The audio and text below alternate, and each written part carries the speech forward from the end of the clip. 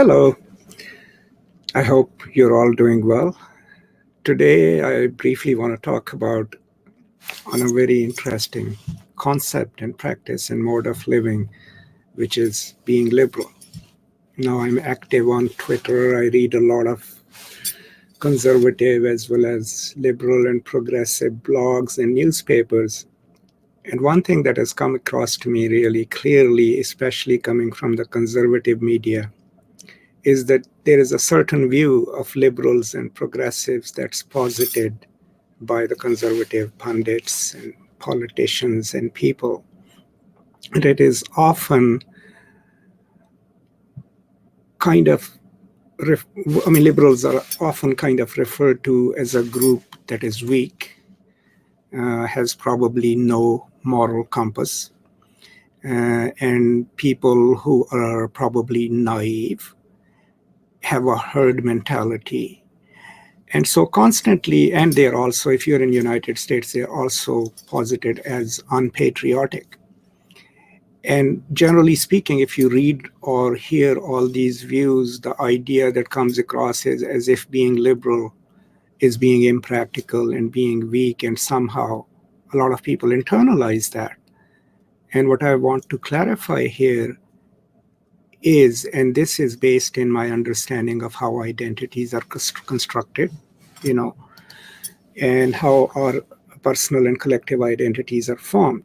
So first of all, to me, what is being liberal? And if you just look around in the world, you can always tell people who are liberal apart from people who are deeply conservative. I'm not saying all conservative people are bad people, but I'm just talking about the liberals.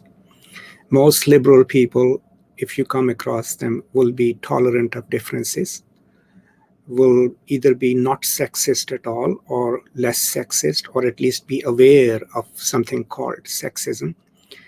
They will also be not anti-immigrant. They will, mostly also tend to be pacifist. They would care about the environment. And it won't matter to them where you are from, what your accent is, what your color of skin is. If you run into a liberal and progressive person, chances are that you'll get the kind of human respect that we all need to give each other. Deep down at its core, this is what is liberalism, right? Accepting the differences, respecting others without effacing that difference, not making it conditional that you have to be like me in order for me to like you or respect you. These are some of the core liberal values, and you can plot them across the globe wherever people claim to be liberal and progressive. These are some of the traits that you can see in them. And to me, being a liberal then is being this tolerant person who can tolerate differences, who can hold more than one or two opinions, and who can respect others, right? And who can work for more than his or herself, including working for the planet, working for something larger than themselves. Now, these are all the things that a lot of religious conservatives and others have arrogated to themselves. They think that they are the ones who are doing it, right? But most of the times in the world, if someone is fighting for women's rights, if they're fighting for workers' rights, if they are fighting for the environment, if they are fighting for an equal distribution of wealth or general human equality, these are progressive and liberal people. Now, how do they come to be really weak? Okay, because most liberal people do not have these binary positions, and they don't forcefully say, this is who I am, this is right, this is wrong. They work from the middle of the symbolic sign, right? The signifier and signified. And so they can very easily be posited as weak or vacillating, right? But if we understood how our identities are formed, we will find out that a liberal and progressive identity actually is a more stable and complex and strong identity as compared to a deeply conservative identity. And my views obviously are not necessarily my gut feelings. These have been formed after having read people who have done research on identity formation. One of them, Mark Brocker, I talked about him recently. There is a lecture available, in the list of videos on my YouTube channel, who basically goes and studies the empirical studies of the brain and consciousness, but also psychoanalytical studies to suggest how our identities are formed. Now, think of a progressive identity. A person inhabiting a progressive identity has to keep in mind certain basic principles, right? That he or she has to accept that all human beings are essentially equal, that if someone looks different or speaks differently or follows a different religion, that doesn't necessarily mean that they are inferior to you. If someone comes from another part of the world, right, a progressive person has made it part of their identity to accept them as their human equals, right? And so this idea that progressives somehow are led by this one leader somewhere, it's a complete fiction, because if you have ever met a group of progressive activists, you realize that we all tend to think really individually. The only difference is that we don't forcefully argue that my point of view is the only point of view that deserves respect and must be heard. We are willing to hear other people out. And that is not a symptom of a weak identity. That is a symptom of a strong self, a strong identity, because only those whose identities are not precarious and who don't feel threatened by others, who don't feel threatened by differences, will be open to having an open dialogue, right? So psychologically speaking, anyone who occupies a liberal or progressive position already has a more complex, more stable, more secure identity, because they are not terrified of different things. They are not terrified of difference itself. Now, compared to that, anyone who's deeply conservative, I mean, what is conservative at the end of the day? Being conservative means that you believe in a certain defined way of being, may it be religious or social, right? Okay, you can be an economic conservative too, but that also devolves into market fundamentalism. So if you have a deeply conservative personality, there is something outside of you that's deciding for you what is permissible to be thought, what is permissible to be done.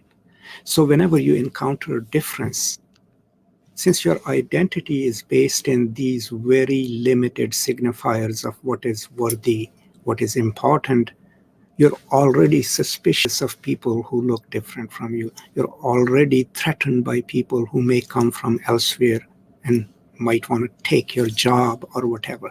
So deep down, a deeply conservative identity then is a precarious identity, and the prejudices that it expresses come out of that insecurity.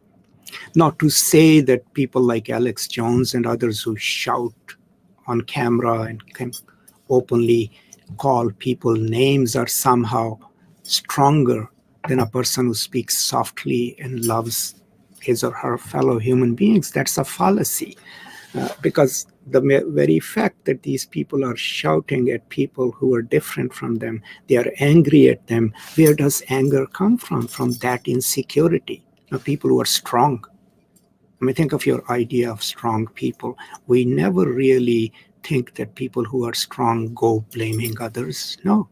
Our idea of a strong person is always that they are calm under different circumstances. They don't blame others. They take responsibility for their own actions.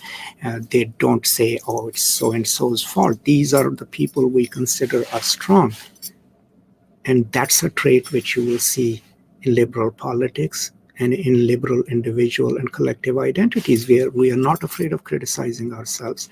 We are not afraid of admitting that we were wrong, right? And all of that comes from a more secure individual and social identity. So let's dispel this idea once and for all that somehow people who are shrill and who can shout and who can call other people names are somehow brave, right, and have more secure identities. The psychological and empirical research has proven that hatred of others or self-loathing or hatred of different people, people with different sexualities, people with different religions, different origins, stems not from a strong identity, but from a precarious identity that feels threatened from difference. Okay. So on the whole, on being liberal then, is being liberal is not necessarily being weak. It's absolutely not being weak. It actually proves to you and to the world that you have a secure enough identity that it can handle differences, that it can think beyond your own self-interest, right? And that it can think of other human beings too. And one thing that always I find interesting is that on Twitter, especially, a lot of conservative people call liberals snowflakes, as if snowflake is supposed to be something weak. I mean, I served in a war in the mountains, like 19,000 feet above sea level. And if you have ever seen an avalanche, when it comes down at night, it's so powerful. And it makes a frightening noise. And when it slides down, when the snow slides down a slope, it produces sparks like a sheet of light. And that's the most frightening noise in nature that you will hear. And what is an avalanche after all? Like millions and trillions of snowflakes. So, I think we should take snowflakes as a label for progressives and liberals and keep reminding these people that when we come together, we become an avalanche. But on the whole, to conclude, I just wanted to say briefly that being liberal in no way points to a weak identity. It actually points to a more secure, solid identity, an identity solid enough to accept differences, to reach out to people who may not look like us, who may be different from us. And that's something that we all should keep in mind when we are talking to our conservative friends or when someone implies that we are weak. Thank you so much, and see you next time.